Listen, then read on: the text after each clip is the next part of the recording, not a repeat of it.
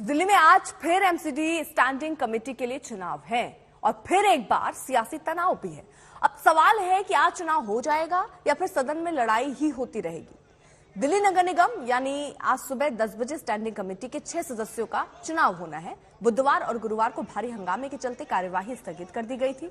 BJP ने आम आदमी पार्टी पर वोट की गोपनीयता भंग करने का आरोप लगाया है। 47 जो वोट पड़े उसको लेकर भी बीजेपी सुप्रीम कोर्ट का रुख कर सकती है।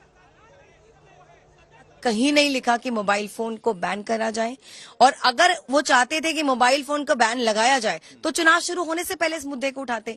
जब 45-47 वोट डल गए हैं उसके बाद मुद्दा उठाने का क्या लॉजिक है? साफ साफ दिख रहा था कि वो चाह रहे थे कि चुनावों को टाला जाए और सदन को स्थगित। रेखा गुप्ता जी ने पोडियम की तोड़फोड़ करी, माइक की तोड़फोड़ करी, जो बिल्कुल शोभा नहीं देता। सीनियर आप पार्षद हो, साथ में अमित जो है उन्होंने बैलेट बॉक्स को फेंका, कब्जे में करने की कोशिश की, साथ में बैलेट बॉक्स का जो बैलेट पेपर का जो बुकलेट है उसको फाड़ा। तो ये सब असंवैधानिक है, सदन का अपमान है। तो हम इस पर कल की बैठक जब होगी तो हम इस पर विचार करेंगे। जो भी निर्णय आए उसका स्वागत होना चाहिए, गाली गलौज नहीं होनी चाहिए। हम आपको गुंडे लग रहे हैं, ये हमारे हंसराज हंस जी ये गुंडे लग रहे हैं। भारतीय जनता पार्टी का हर कार्यकर्ता लोकतंत्र में विश्वास रखता है।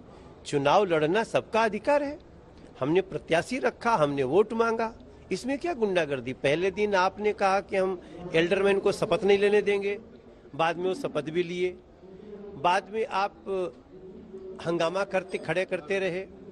तो छोड़िए, अब ये बातें चली गई, उसमें आम आदमी पार्टी दोषी है इतना लेट होने में। फिर भी आज आप जीते हैं तो आप अच्छे शब्दों का प्रयोग करिए, मन बड़ा दिखाइए।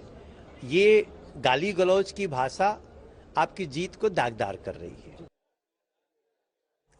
तो आज कौन अपना बड़ा दिल दिखाता है इस पर भी नजर रहेगी। मिलन हमारे साथ सिविक सेंटर से इस वक्त जुड़ चुके हैं। मिलन, कितनी देर में ये कार्रवाई शुरू होनी है?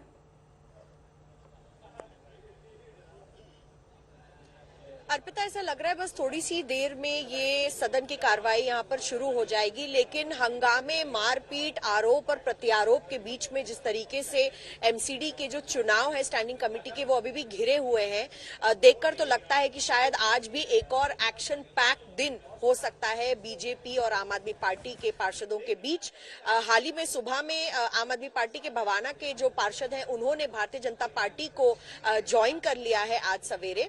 और देखना यह होगा कि 6 सदस्य जो स्टैंडिंग कमेटी के यहाँ से चुनने जाने हैं वो किस तरीके से चुने जाएंगे। हालांकि कुछ वोट कल पड़ गए थे, लेकिन इस बीच क्योंकि सीक्रेट बैलेट जो वोटिंग प्रोसेस है उसका उल्लंघन किया जा रहा था, ऐसा आम आदमी पार्टी के लोग कह रहे थे। इसलिए आज हमें लगता है कि शायद फिर से पूरी वोटिंग दोबारा से शुरू की जाएगी और उसके बाद ही पूरा दिन कैसे प्रोग्रेस करेगा ये हमें देखना होगा। लेकिन जिस तरीके के सदन की मर्यादा को बार बार यहाँ पर जल्दी से छोटा सा सवाल मैं आपसे और जानना चाह रही हूँ, क्योंकि 47 वोट पड़ चुके थे कल, क्या उसको लेकर कोई आपत्ति बीजेपी को है? क्योंकि खबरें ये भी थी कि सुप्रीम कोर्ट का रुख उसको लेकर कर सकती है बीजेपी।